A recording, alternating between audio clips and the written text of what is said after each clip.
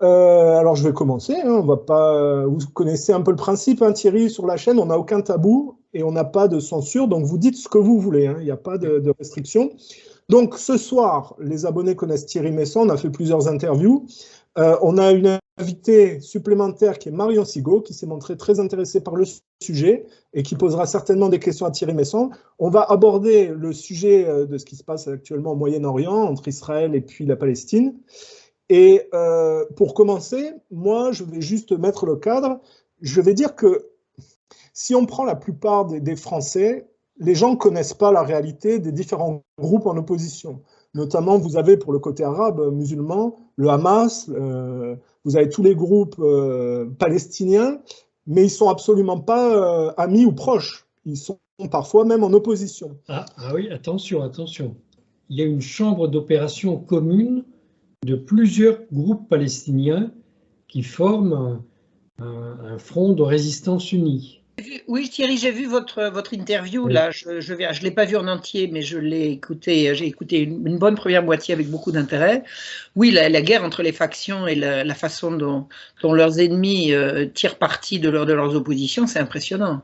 C'est impressionnant. Moi, j'étais en Israël, je me souviens, où j'en revenais au moment où le Cheikh Yassine est rentré de Jordanie et où les autorités israéliennes l'ont fait rentrer à Gaza.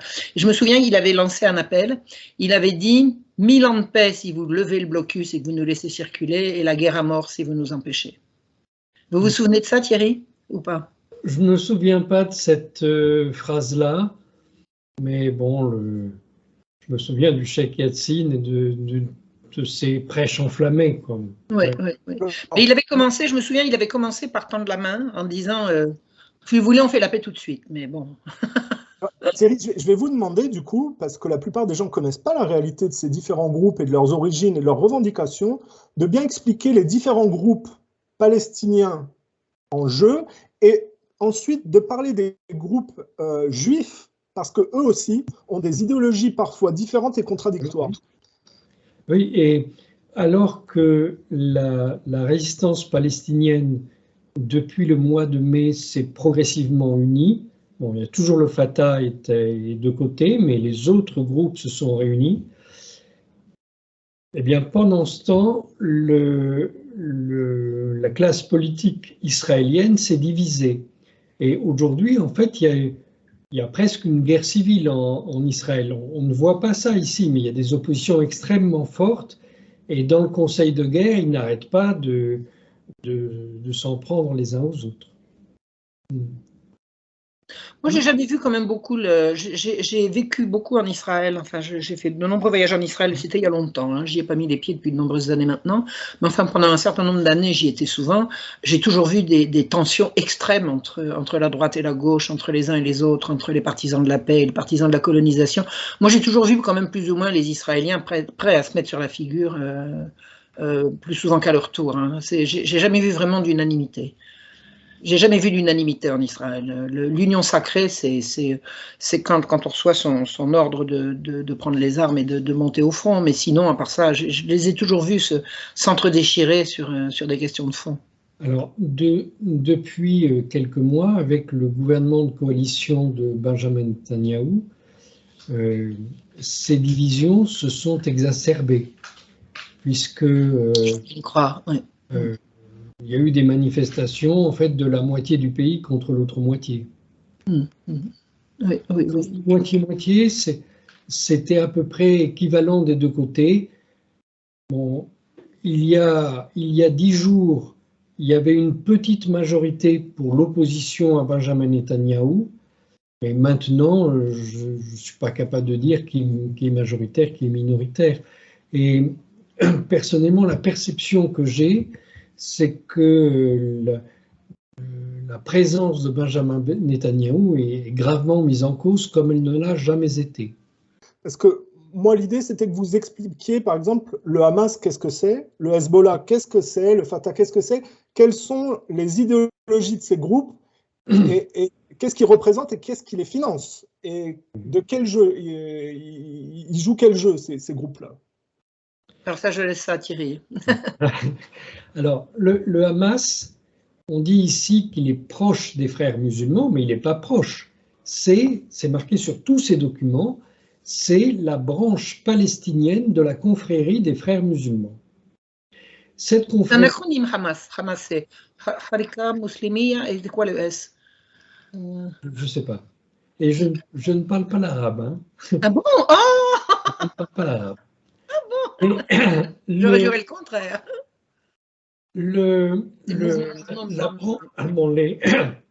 Les frères musulmans, c'est une confrérie qui s'est constituée pendant l'entre-deux-guerres et qui avait pour objectif officiellement de créer en fait un califat et à la place de la colonisation britannique. Mais dès le début, cette confrérie a joué avec les Britanniques qui l'ont utilisée dans leur intérêt. Alors, il y a beaucoup de choses contradictoires dans cette période, mais en tout cas, à la fin de la Deuxième Guerre mondiale, les services secrets britanniques ont pris l'entier contrôle des frères musulmans en profitant du fait que certains des dirigeants historiques étaient en prison. Bon, voilà. Alors aujourd'hui, les frères musulmans sont présents dans un très grand nombre de pays. Ils n'exercent le pouvoir que en Libye, à Tripoli, pas à Benghazi, à Tripoli, et à Gaza.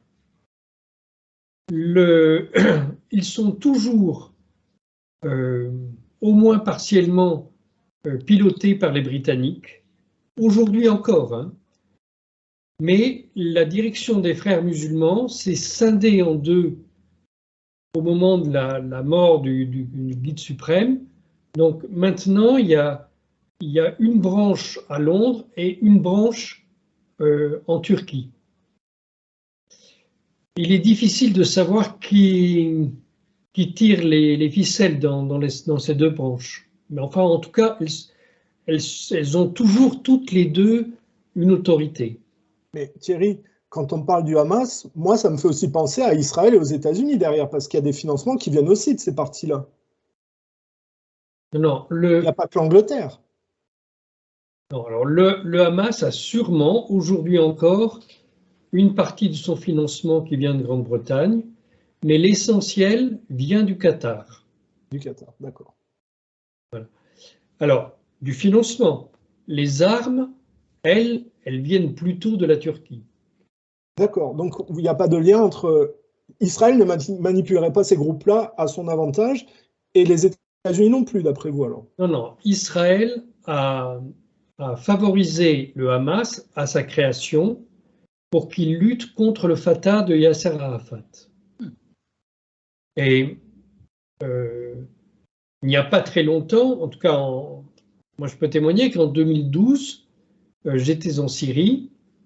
Il y avait une ville palestinienne à 4 km de chez moi, je la voyais depuis mon balcon, et le Hamas est rentré dans cette ville palestinienne avec des combattants d'Al-Qaïda et des cadres du Mossad. Ils étaient ensemble, ils travaillaient ensemble. Et ensemble, ils sont venus assassiner des dirigeants du FPLP qu'ils considéraient comme des ennemis de Dieu. Donc contre un autre groupe palestinien, mais avec lequel ils sont alliés aujourd'hui. D'accord. Alors on est dans le syndrome Laurence d'Arabie, là, alors du coup, c'est-à-dire le monde arabe incapable de s'entendre et qui est divisé. Non, c'est pas incapable de s'entendre, puisque là, il ne faut pas dire des choses comme ça. Là, ils se sont mis d'accord pour attaquer Israël. Oui, déjà. Il n'y avait pas d'unité entre eux depuis 50 ans. C'est très important ce qui se passe. Bah oui, alors que vous prenez à contre-pied la version qui veut que le Hamas est officier seul. C'est parce que c'est ça, j'ai vu, vous dites, c'est pas le Hamas qui a attaqué Israël, c'est une coalition palestinienne. Oui. Et c'est assez unique dans l'histoire pour le préciser. En fait, c'est ça. Oui. Alors, moi, je voudrais poser une question à Thierry. Est-ce que vous pensez qu'ils auraient réussi à gruger Netanyahou? Parce que Netanyahou, est-ce qu'il a su que le Hamas avait fait alliance avec les autres? Et si oui, pourquoi les a-t-il laissés passer? Parce que je ne vois pas qu'on puisse sortir de Gaza sans que les services de sécurité israéliennes le sachent. Alors, d'abord, la préparation de cette attaque, elle a commencé en gros il y a 2 ans, mais la formation des combattants pour cette attaque a commencé il y a 1 an et demi. La formation des combattants du Hamas a commencé il y a 1 an et demi. Le CNN a publié une étude vidéo qui montre qu'il y a 6 camps palestiniens qui ont été créés par le Hamas à Gaza pour faire ça. Et les images satellites montrent que ça a été créé il y a 1 an et demi. Après, le Hamas a diffusé des images d'entraînement tout au long des mois et on voit que ça a été filmé dans ces camps-là. Parce que du coup, l'histoire, c'était de dire les Israéliens étaient totalement au courant et ça sert leur agenda, en fait. Parce que du coup, c'est une justification pour la barbarie qui est en train de s'exercer. C'est-à-dire qu'ils les ont laissés. Je ne dis pas les Israéliens, je ne dis pas les Palestiniens, il y a plusieurs groupes. La faction de Netanyahou, alors. Je me méfie des généralités. D'accord. Donc, ce qui est certain, c'est que le gouvernement israélien avait été largement prévenu. D'abord, cette attaque, on en discute dans la presse au Liban depuis le mois de mai. Pourquoi depuis le mois de mai? Parce qu'il y a eu une série de réunions pour faire cette unité palestinienne. Et au mois de mai, il y a eu une conférence de presse où on a expliqué que voilà, ils avaient fait cette unité entre la presque totalité des groupes, mais pas le Fatah. Voilà. Alors, ensuite, il y a, je pense que c'était le 30 septembre, que Kamel Abbas, le ministre du renseignement égyptien, a téléphoné à Benjamin Netanyahou en lui disant il se prépare quelque chose de très important, vous ne réagissez pas, nous on ne veut pas le retour du Hamas, puisque le Hamas est interdit en Égypte, c'est l'ennemi de l'Égypte, le Hamas et tous les frères musulmans. Donc, voilà, ils appelaient au secours les Israéliens en leur disant « vous ne devez pas laisser faire ça ». Et puis, il y a eu le 5 octobre, 2 jours avant l'attaque, ça c'est le New York Times qui l'a expliqué, il y a eu la remise de 2 rapports des services secrets états-uniens aux services secrets israéliens sur la préparation de cette attaque. Il y a eu une réunion avec les dirigeants d'Aman, les services secrets militaires israéliens, et du Shin Bet, le contre-espionnage israélien, pour savoir comment ils pouvaient arrêter ça. Donc, on ne peut pas dire qu'Israël ait été surpris. C'est absurde de dire ça. Et d'autre part, la sécurité de l'État d'Israël à la frontière de Gaza a été levée la veille au soir.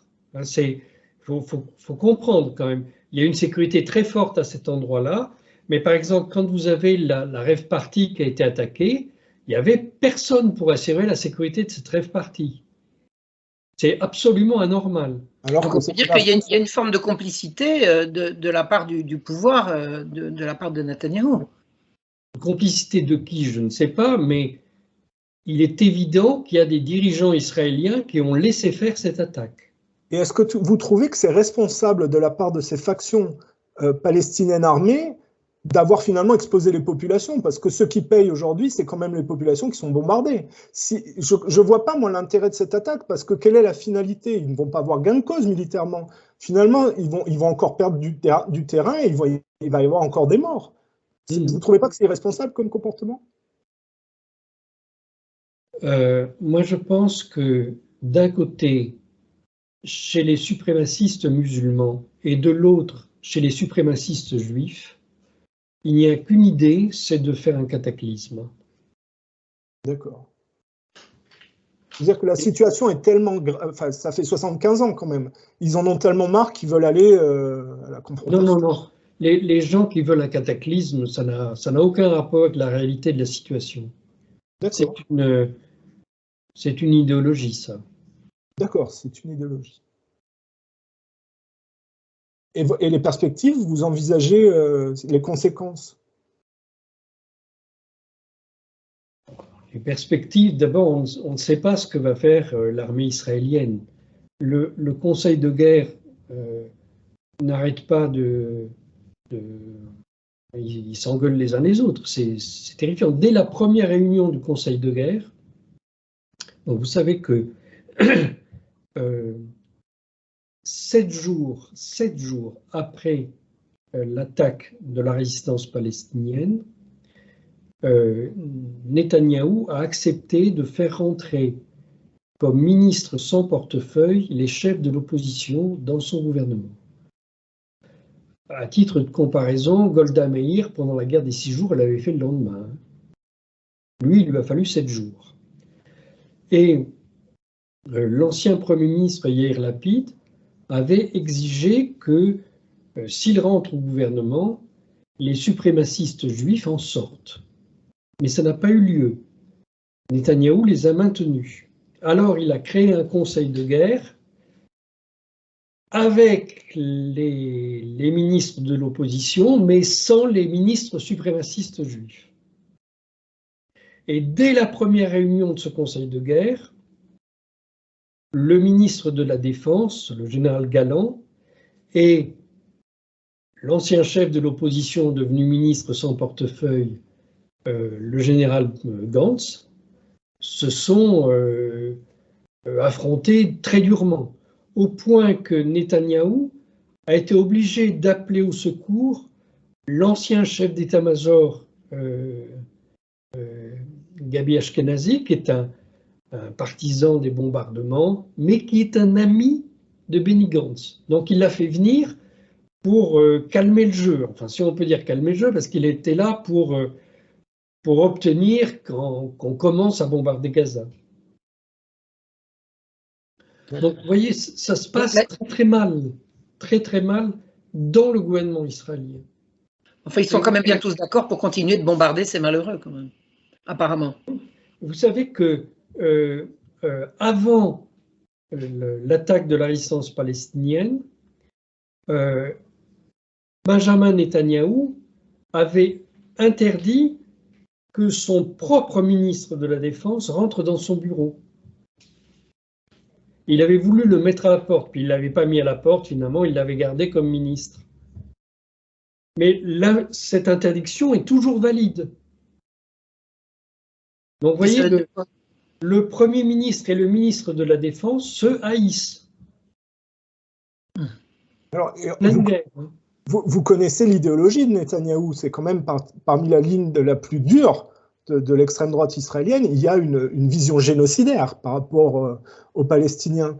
Qu'est-ce que vous diriez par rapport à ça? Les gens qui vous diraient Netanyahou a planifié ça pour continuer le génocide et le fait de dégager les Palestiniens des terres, quoi. Il a plusieurs vies, cet homme. Quand il était jeune, son père avait été le secrétaire particulier de la branche des fascistes ukrainiens.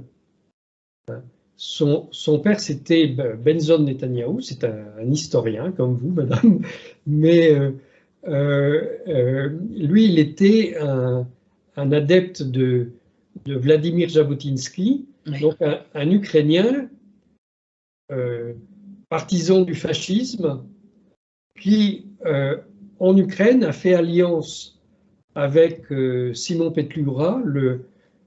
Il y avait pendant l'entre-deux-guerres, il y a eu une république populaire en Ukraine qui a essayé de s'imposer, qui a livré une guerre civile, tout ça. Donc lui, il était avec le chef de cette autorité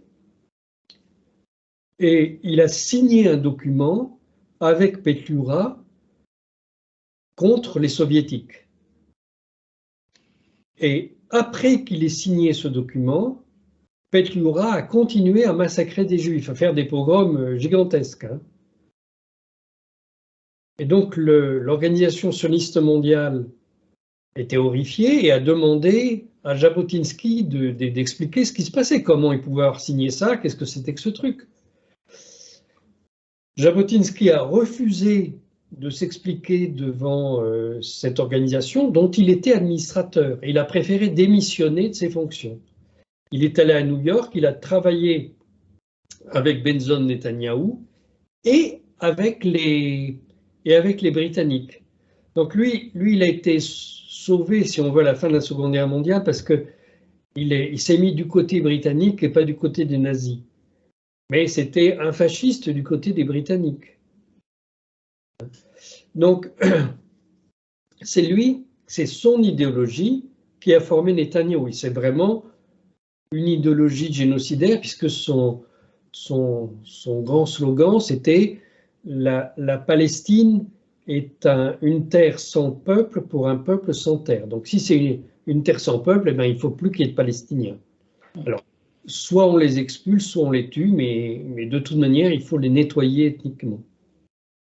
Voilà. Ça fait 70 ans qu'ils n'ont pas encore réussi, et là j'ai l'impression que ça se dessine. Vous savez à quoi ça me fait penser? Après, Netanyahou est devenu un homme politique opportuniste qui changeait d'avis comme de chemise et qui n'avait pas vraiment d'idéologie. Et maintenant, il a refait un gouvernement avec des suprémacistes juifs et il est revenu sur l'idéologie de Jabotinsky. Voilà. Je vous donne la parole. Allez-y, Marion. Je disais que ce projet dont il parle d'envoyer les Gazaouis dans le Sinaï, ça rappelle quand même un affreux souvenir de pas très loin de là où ça se passe. C'est-à-dire que quand les Turcs ont voulu génocider les Arméniens, ils ont simplement dit on vous déplace. On vous sort de vos maisons, on vous envoie là-bas, vous allez marcher, et puis au bout de 4 jours sans manger, sans boire, vous restez comment? Génocider une population, il n'y a qu'à la faire avancer. Pour la faire avancer, il faut lui dire qu'il y a une destination. Et puis une fois que les gens sont partis, ils tombent comme des mouches. C'est pas la peine d'inventer des moyens sophistiqués pour génocider une population, on la sort de chez elle et on la fait avancer. Oui. Et j'ai l'impression, avec horreur, que c'est ça qui, je peux pas dire qui se prépare, mais en tout cas qui est dans la tête de Netanyahou. Sortir les Palestiniens de Gaza et les faire rentrer dans le Sinaï, c'est simplement organiser un génocide. Et c'est à valider par Biden, parce que Biden a signé pour ça. Alors, attendez. Dans le gouvernement israélien, il y a plusieurs projets.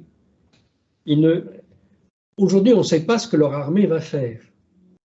Le premier projet, c'était de faire une guerre contre-insurrectionnelle. Donc, on refaisait la bataille d'Alger ou la dictature argentine, on faisait ça à Gaza. Bon. Apparemment, il n'est plus question de ça. C'est-à-dire que l'armée rentre et qu'il y ait des corps à corps, c'est ça que vous voulez dire? Non. L'idée, c'était que l'armée rentre et que cette armée a pour fonction de savoir qui est membre du Hamas et de tuer tous les gens qui sont identifiés comme étant membres du Hamas. Mais techniquement, c'est difficile. Il faut arrêter tous les autres et les faire parler par tous les moyens. Techniquement, militairement, c'est compliqué. Non, mais ça veut dire qu'on arrêtait la moitié de la population, qu'on torturait tout le monde et qu'on essayait de savoir qui était lié au Hamas de cette manière. Et on tuait les gens dont on pensait qu'ils étaient liés au Hamas. Ça, c'était le premier projet. Aujourd'hui, on est sur l'idée que c'est pas possible de faire ça. Et donc, il faut réduire en poussière la ville de Gaza, puis envoyer l'armée israélienne au sol pour liquider les survivants. Donc ça, apparemment, ça passe pas non plus. Donc, qu'est-ce qu'ils vont faire? Personne ne le sait. Il est possible qu'ils fassent ça, mais c'est... Ils bombardent pour l'instant. Réduire en poussière, excusez-moi, ça a déjà commencé. Hein. Il suffit de regarder un peu les zones qui ont été bombardées, il ne reste plus grand-chose. Hein. Non, il reste encore beaucoup de choses. Et les États-Unis leur ont livré des bombes pénétrantes qui peuvent, bon, ça peut pénétrer à 30 ou 40 mètres sous terre. Et ce sont des bombes qui peuvent détruire jusqu'à un rayon de 400 mètres. Ça fait, bon, 400 mètres, ça fait 800 mètres de diamètre, quoi. Mais l'un comme l'autre, vous avez quand même vécu la diplomatie française, Jacques Chirac, même on remonte un peu à Mitterrand.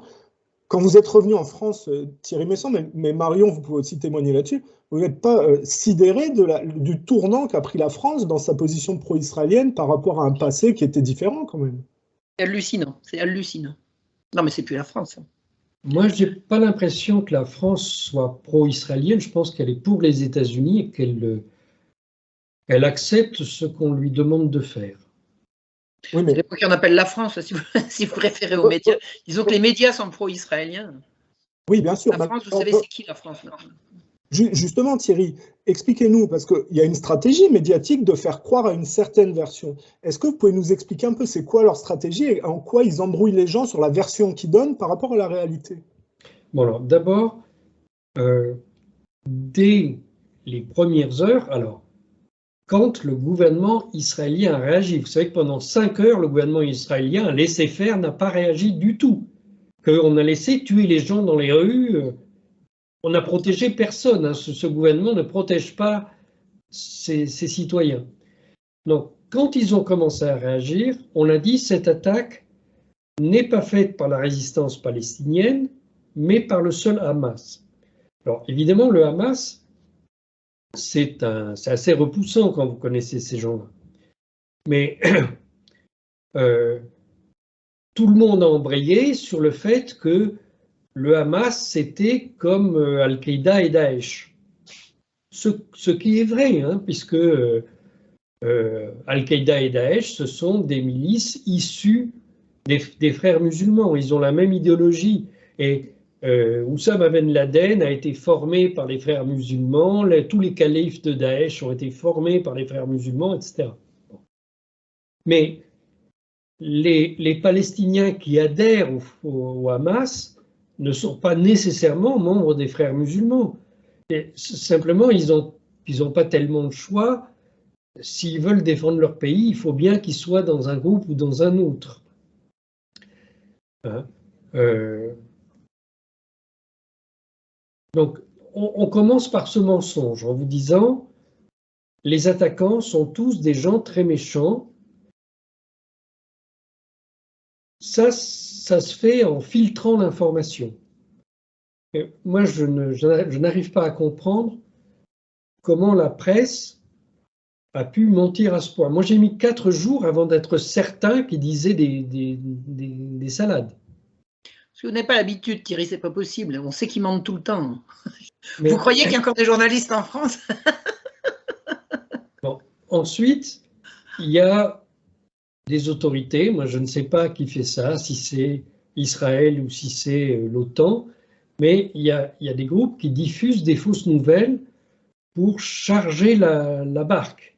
Donc, bon, l'histoire des bébés qu'on a décapités, etc. C'était fausse, hein, complètement fausse. Oui, c'est complètement faux, mais ça a été validé en public par le président des États-Unis de manière très, très solennelle. Et puis après, bon, son porte-parole là, très discrètement, a dit non, non, il parlait juste de ce qu'il avait entendu à la télé. Bon, bref, c'est pas vrai, quoi. Pas vrai du tout.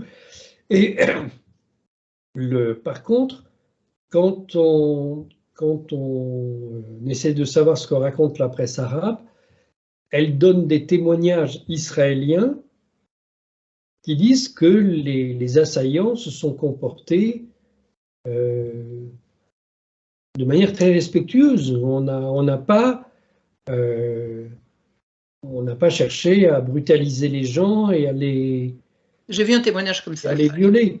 Mais bon, certains des assaillants étaient de vrais brutes, mais pas tous. Voilà. J'ai vu ça. Donc, le résultat, c'est que nous abordons cette question de manière très émotionnelle. On nous a raconté pendant 10 jours des horreurs inventées, avec un peu de vrai dedans, sur l'attaque palestinienne. Donc, c'est très difficile de regarder cette attaque pour ce qu'elle est. Et on ne cesse de nous répéter que l'armée israélienne protège les siens. Or, encore une fois, ça n'est pas vrai. Pendant 5 heures, l'armée israélienne n'a rien fait. Alors, les soldats israéliens, ce n'est pas l'armée israélienne. C'est clair que les gens qui ont donné les ordres n'ont pas souhaité défendre la population. Je pense que c'est ça qui va se payer, c'est ça qui va se payer en ce moment en Israël, parce que la véritable opposition, maintenant, ça va être dans un public israélien que je connais quand même un petit peu, même si ça fait longtemps que j'y suis pas allé, je connais un peu leur mode de fonctionnement. Ça va être une révolte insensée, quoi. Parce qu'on plie sur plein de choses parce qu'on pense que le gouvernement va nous défendre. Le jour où on comprend que le gouvernement ne vous défend pas, il n'y a plus aucune légitimité, quoi. Ça, je sens vraiment monter la révolte là, et les Israéliens, je les crois capables de bouger les lignes. Je ne sais pas trop comment, mais je les crois vraiment capables de bouger les lignes et que je pense qu'il va y avoir une page de tournée. Je ne sais pas trop comment. Parce que vous ne pensez pas, Marion, qu'il y a un consensus juif israélien sur le fait de vider la population palestinienne sur ces terres-là en précis? Il n'y a pas un consensus juif en Israël sur ce sujet?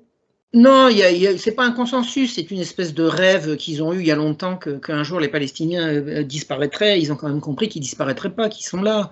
Les Israéliens ne sont pas complètement abrutis. Je pense qu'il y a eu un déni de la réalité pendant très très longtemps, et ce déni de la réalité, c'est fini. C'est fini. On ne peut pas dire les Palestiniens, on va les jeter à la mer, ils vont se laisser faire, c'est ça, et le monde va laisser faire. Je pense qu'il y a quand même des Israéliens qui ont les yeux en face des trous et qui comprennent que c'est leur survie qui est en jeu. D'ailleurs, il n'y a qu'à voir la prise d'assaut des aéroports et des ports, hein, du port de Haïfa. Il y a quand même de plus en plus d'Israéliens qui comprennent que c'est plus viable pour eux et qui veulent partir. Maintenant, il y a énormément d'Israéliens qui sont patriotes au sens noble du terme et qui voudront certainement sauver leur pays en acceptant de vivre côte à côte avec ces populations dont ils ont nié l'existence pendant si longtemps. Mais la négation de l'existence des Palestiniens, c'est loin derrière. Les Palestiniens se sont rappelés à leur bon souvenir quand même pendant un certain nombre de fois, et à l'heure actuelle, l'idée qu'on va s'en débarrasser, c'est complètement délirant, et je pense qu'il y a certainement un nombre croissant d'Israéliens qui commencent à le comprendre, qui l'a compris. Votre point de vue, Thierry, sur ça?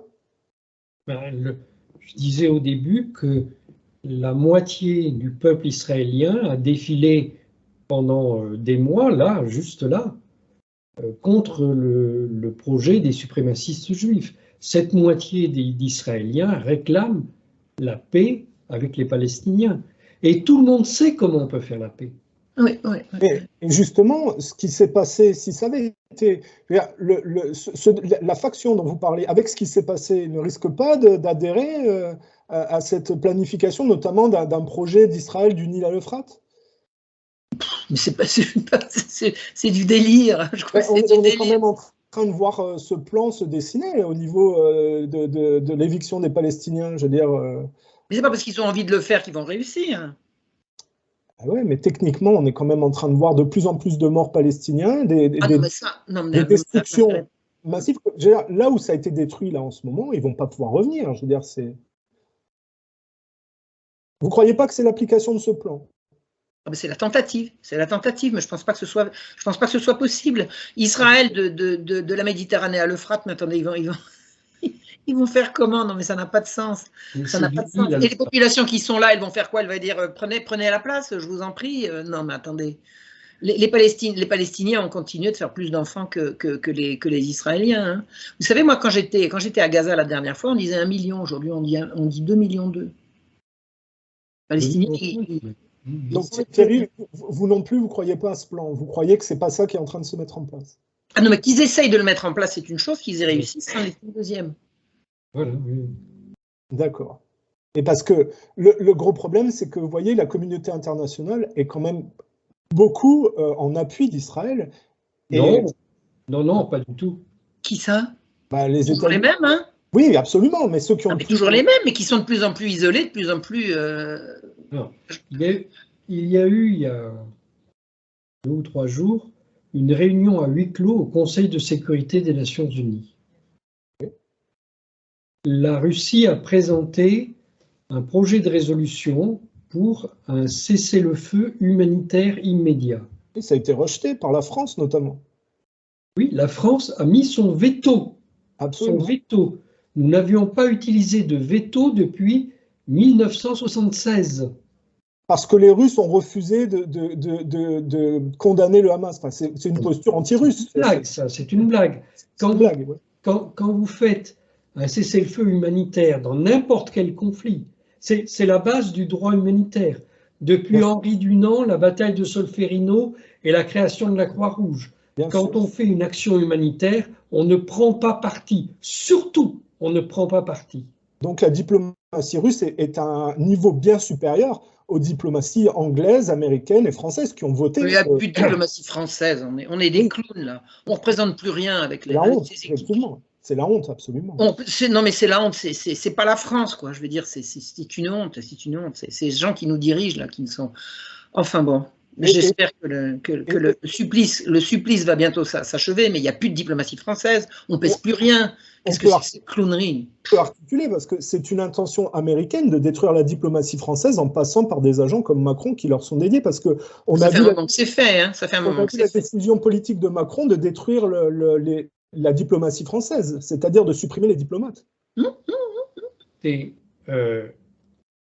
je vais mettre un bémol parce que les États-Unis ont demandé quelque chose au président Macron qu'il n'a pas fait.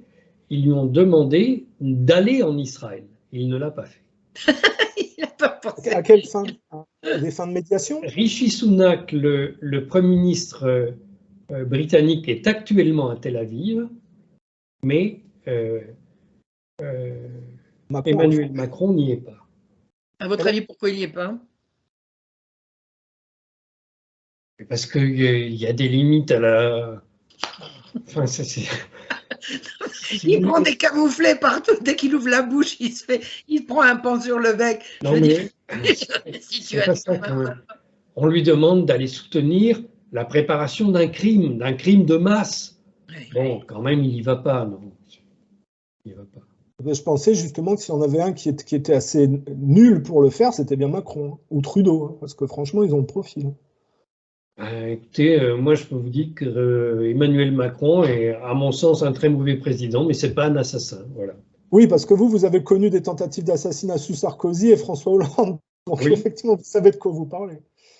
Oui. Alors, j'articule aussi sur une chose. On a vu le sénateur américain Lindsey Graham appeler à se tourner contre l'Iran. Donc, il y a eu aussi peut-être une intention, une fois qu'ils sont bloqués avec l'Ukraine, de se détourner et d'aller vers un autre front, finalement.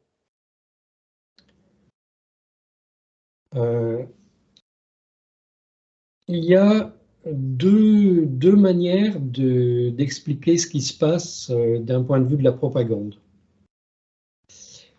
Soit on choisit de dire que cette attaque a été organisée par l'Iran, c'est ce que disent les straussiens, les néoconservateurs aux États-Unis. Soit on dit qu'elle a été organisée par la Russie. Oui, mais c'est complètement faux, ça tient oui, pas. Je tiens qu'il y a eu une réunion spéciale des 31 ministres de la Défense de l'OTAN où le ministre de la Défense israélien est intervenu par vidéo et où il a dit que c'était la Russie qui avait organisé ça. Mais là, c'est une propagande de guerre, quoi, finalement. Et M. Zelensky était venu de Kiev, il était présent dans la salle à Bruxelles et il a dit qu'il avait des preuves que la Russie avait organisé ça. Incroyable. Là, on est au-delà de tout, là. Là, c'est de l'obscénité. Apparemment, les gens l'ont écouté un peu sceptique, quand même. Oui, non, mais ils ont aucune gêne, quoi. Là, on est dans l'obscénité totale. Et je voulais vous demander, Thierry, est-ce qu'on peut faire un lien sur les origines ukrainiennes du mentor du Premier ministre israélien avec la contemporanéité du conflit avec l'Ukraine. Parce que c'est quand même bizarre qu'au moment où il y a un conflit avec l'Ukraine et des néo-nazis ukrainiens génocidaires, on ait un Premier ministre israélien dont le mentor est très lié à cette mentalité tout à fait particulière. Alors, lorsque ça a commencé, quand la Russie a débuté son opération militaire spéciale, le gouvernement Zelensky a appelé tout le monde à la rescousse. À ce moment-là, j'ai envoyé à des responsables du ministère des Affaires étrangères en Israël ce dont je disposais sur le gouvernement Zelensky. Et alors, je ne sais pas ce qu'ils ont fait, mais c'est des gens qui... Il se trouve que l'ancien ambassadeur israélien en Ukraine était, à ce moment-là, avait un poste important au ministère des Affaires étrangères. Et il a convaincu le Premier ministre de l'époque, Naftali Bennett, que ces gens-là étaient des adversaires des Juifs ethniques. Et donc, Naftali Bennett est allé en Russie et en Ukraine. Et quand il est allé en Ukraine, il a dit au président Zelensky, vous devez accepter les exigences russes, ils ont raison. C'est votre gouvernement qui a tort. Puis après, il est rentré en Israël et il a tenu des propos moins agressifs. C'est Zelensky lui-même qui a raconté cet entretien. Bon, il a tenu des propos moins agressifs, mais il a refusé de soutenir l'Ukraine. C'est un allié très fort des États-Unis, mais il ne voulait pas soutenir l'Ukraine. Et quand Benny Gantz, qui est devenu le chef de l'opposition, est devenu ministre de la Défense, Benny Gantz a dit que le gouvernement actuel de l'Ukraine, c'était des massacreurs de juifs. Et donc, le gouvernement de l'opposition, quand il a été gouvernement quelques mois, a refusé de fournir des armes à l'Ukraine. Tous les alliés des États-Unis ont donné des quantités d'armes incroyables. Mais eux, ils ont refusé. Donc, si vous voulez, il y a des gens qui savent qu'il y a un lien dans ces histoires. Et ça a changé avec Netanyahou. Alors, Netanyahou n'a pas osé livrer des armes, mais il a autorisé des sociétés privées israéliennes à livrer des armes à l'Ukraine. C'est pas moi, mais je le fais quand même. Et ils ont aussi bombardé des convois iraniens qui envoyaient des armes aux Russes. Non, mais ça, c'est pas vrai. Il n'y a jamais eu de convoi iranien envoyant des armes aux Russes. Ça n'existe pas, ça. Alors ça, c'est une fausse information? Oui, alors le gouvernement des États-Unis a remis un dossier au Conseil de sécurité en expliquant qu'il y avait des drones iraniens en Ukraine. Mais les preuves remises, c'est vraiment des choses pour les enfants. Ça ne tient pas à route 5 minutes quand on examine. Parce que sur des sites russes, on entendait quand même des Russes être de plus en plus mécontents du positionnement du gouvernement israélien dans cette guerre en Ukraine. Et que justement, le changement de ton de Poutine à l'égard d'Israël venait de la trahison permanente du gouvernement israélien sur ce conflit en Ukraine en particulier. Et le président Poutine regarde le nouveau gouvernement de Netanyahou avec suspicion. C'est le moins qu'il puisse faire. De toute manière, je disais, Netanyahou a autorisé des sociétés privées israéliennes à livrer des armes à l'Ukraine. Et personne ne sait qui paye ces armes. D'accord. Vous, Marion, vous avez une expérience de quel ordre avec Israël? C'est-à-dire que vous... Moi, j'y suis allée quand j'étais jeunette, quand j'étais toute jeune pour faire l'expérience du kibbutz. Et par amour, parce que bon, j'étais en souffrance, hein, j'étais en grande souffrance psychologique. Mai 68 était par là avec un conflit familial terrible, et Israël a représenté, enfin le kibbutz, les amis que je me suis fait là-bas ont représenté pour moi un havre de paix, d'amour, de reconnaissance, enfin de bonté, de gentillesse. J'ai trouvé vraiment où renaître là-bas, et j'en avais besoin. Et puis par amour pour eux, j'ai voulu aller voir l'autre côté, c'est-à-dire que je me suis mise à l'arabe, je suis allée voir les Palestiniens, puis tout s'est écroulé. Donc tout s'est écroulé, tout mon rêve s'est écroulé. Je pensais qu'on pouvait ménager la chèvre et le chou, et puis que tout s'arrange sans que rien ne change, et puis j'ai fini par comprendre que c'était pas possible. Donc je suis rentrée dans la réalité palestinienne d'un seul coup, ça a été extrêmement douloureux. Alors je peux pas dire que j'ai rompu avec mes amis israéliens, dans ce sens que c'est pas parce qu'ils sont israéliens, c'est simplement que la vie nous a séparés, que maintenant je peux plus y aller avec toutes les casseroles que j'ai derrière moi, que je veux dire, j'ai fréquenté Soral, Dieudonné, etc. Je mettrais simplement pas le pied dans l'avion si je voulais y retourner. Mais j'ai jamais dans ma tête, je n'ai jamais rompu avec l'affection que je leur porte.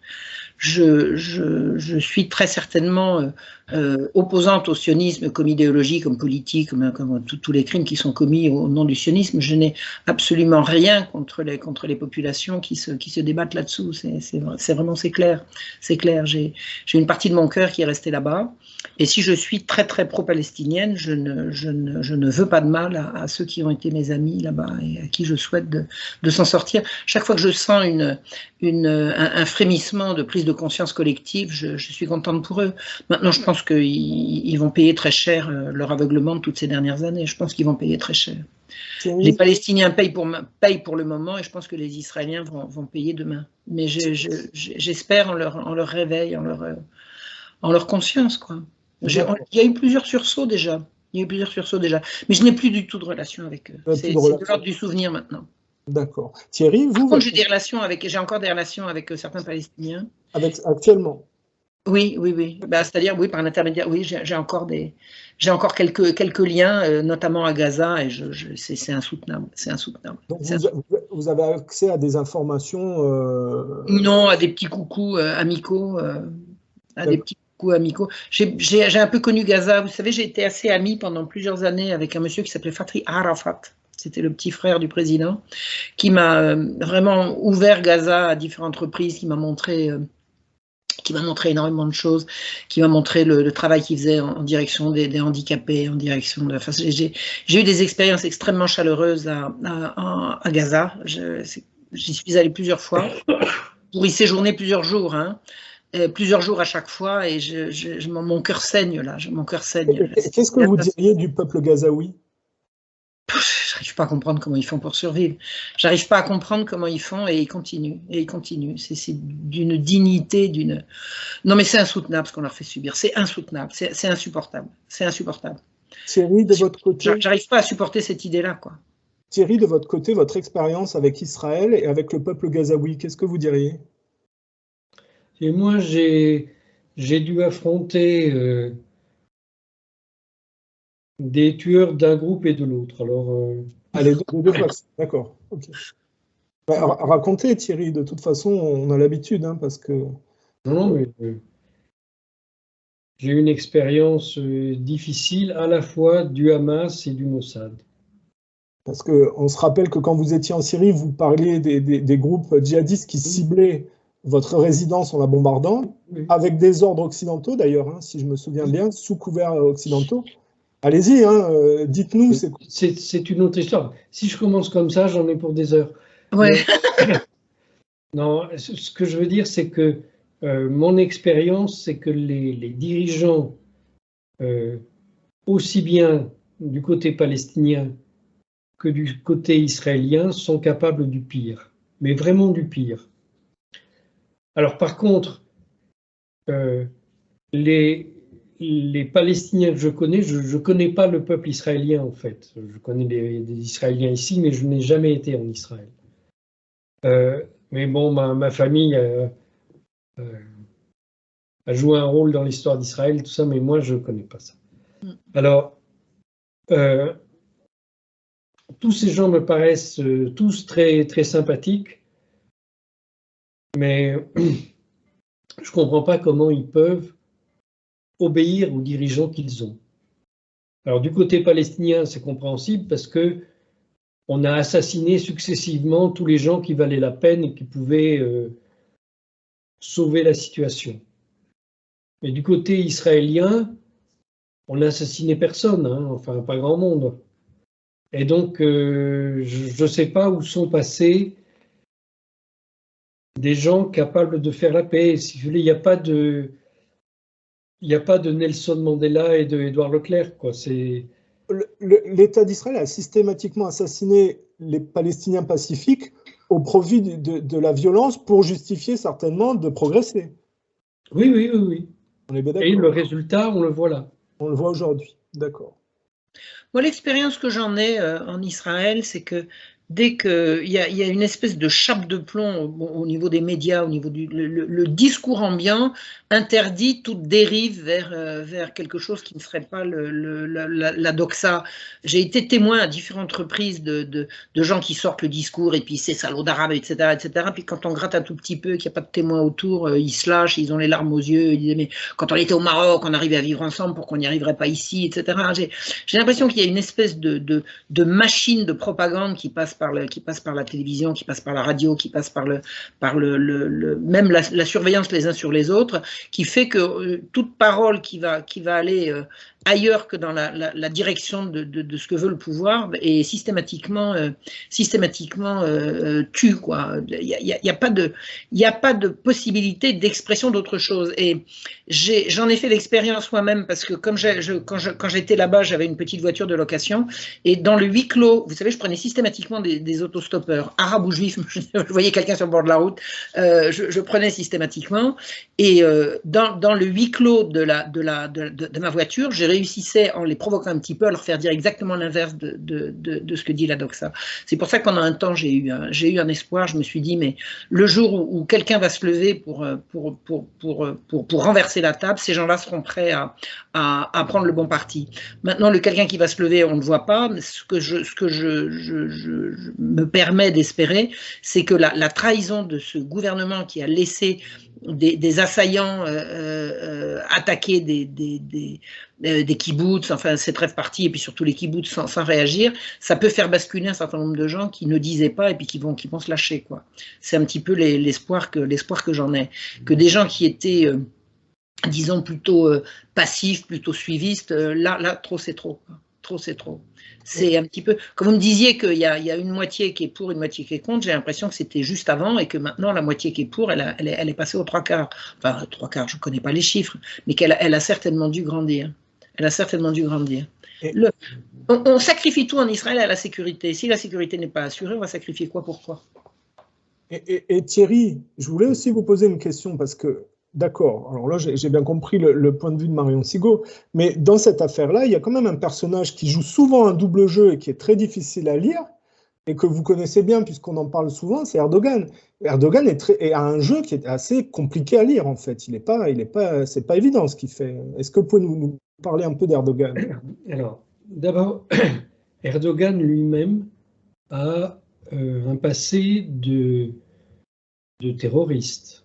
Il était avant d'être maire d'Ankara, maire d'Istanbul, il a été dans une milice. Les Loups-Gris, c'est ça. Non. Il était lié à un ordre soufi. On dit toujours que les soufis ne font pas de politique, mais il y a une exception. Et donc cet ordre soufi venait d'Irak, mais ils sont également implantés en Tchétchénie et au Xinjiang. Donc lui, quand il était jeune, il est allé se battre au en Afghanistan et il recevait pour les, comment dire, c'était le quand les combattants tchétchènes avaient besoin de se reposer, ils venaient à Istanbul et ils s'occupaient d'eux. D'accord. Bon. Donc ça c'est son passé. Quand il est devenu Premier ministre et président, il a essayé il a changé plusieurs fois de politique. Hein. Son problème, c'est d'arriver à sauver son pays. Et il se trouve que les différentes politiques qu'il a utilisées ont rencontré des obstacles imprévus. Donc, il n'a pas hésité à changer complètement son logiciel. Hein. Et à un moment, il a voulu devenir le parrain des frères musulmans. Donc, par exemple, le dernier grand congrès du Hamas s'est tenu à Istanbul, en présence d'Erdogan. Mais... Il est de tous les mauvais coups, ce type-là, non? Pardon? Je dis, il est de tous les mauvais coups, non? Et, vous savez, c'est très difficile pour lui de diriger ce pays, hein, parce que on lui a dit qu'il allait rentrer dans l'Union européenne. Bon, il a bien compris que ça n'aurait jamais lieu. On lui a dit, mais vous pouvez restaurer l'Empire ottoman, puis ça n'aura jamais lieu. Alors après, il dit, ben, je vais restaurer l'influence de la Turquie sur les pays turcophones, et puis ça ne peut pas avoir lieu non plus. Donc, Pourquoi ça n'aura pas lieu? Je ne sais pas, vraiment, là, je tombe des nues, là, parce que les pays turcophones, c'est l'ancienne Union soviétique et la Chine. Bon, et on ne va pas lui laisser dominer ces États-là. Bon. Donc, il cherche une solution pour restaurer la grandeur de son pays, et il ne la trouve pas. Et en fait, il ne la trouve pas parce qu'il n'accepte pas de regarder les erreurs que son pays a commises. Bon, il n'accepte pas de reconnaître le massacre des chrétiens par Abdülhamid II et par les jeunes Turcs. C'est-à-dire sous l'Empire ottoman et à l'époque de la République. Oui. Donc, s'il n'accepte pas de regarder les erreurs du passé, il ne peut pas construire correctement son pays. Pourquoi ne dites-vous pas le génocide? C'est gênant pour vous de parler du génocide arménien? Vous dites le massacre des chrétiens.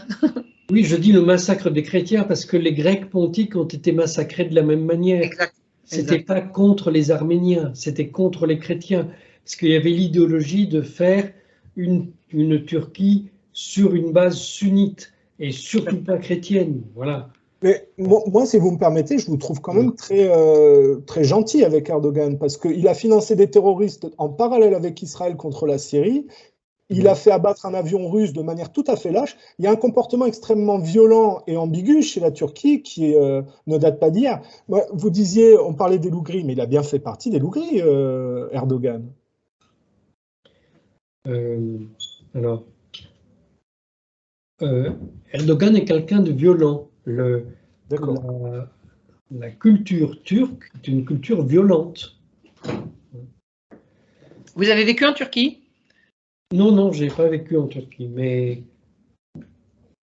l'histoire de la culture turque, c'est quand même c'est quand même incroyablement violent. Je suis assez, oui, c'est un peu la vision que j'en ai, moi. Vous savez, quand on était le chef de l'État, on devait, quand on était désigné, parce que leur souverain était désigné par un conseil. Et quand le souverain était désigné, parmi les enfants de celui qui était mort, il devait de sa propre main égorger tous ses frères et toutes les femmes de son père, sauf sa mère. C'est épouvantable ce que vous racontez là. Oui, mais ça marchait comme ça. Donc, Mon Dieu, quelle horreur! vous rendez compte, ça a marché comme ça jusqu'à un siècle. Ah bon, c'était ça l'Empire ottoman? Eh ben. Oui, c'était ça l'Empire ottoman. Oh mon Dieu. Voilà, il y a une culture particulière. Et vous savez, c'est Erdogan qui a organisé les attentats du Bataclan et de Saint-Denis. Mais il a organisé ça parce que quelque part, il avait raison de... Alors, je ne dis pas dans sa manière de faire, mais il avait une raison de le faire. Parce que la France avait pris un engagement vis-à-vis de la Turquie qu'elle n'a pas tenu. Donc, voilà, lui, il a répondu comme ça. Ça paraît une réaction de fou, mais voilà, quand on a des alliés, il faut les connaître. Il ne faut pas jouer avec ses alliances comme la France l'a fait.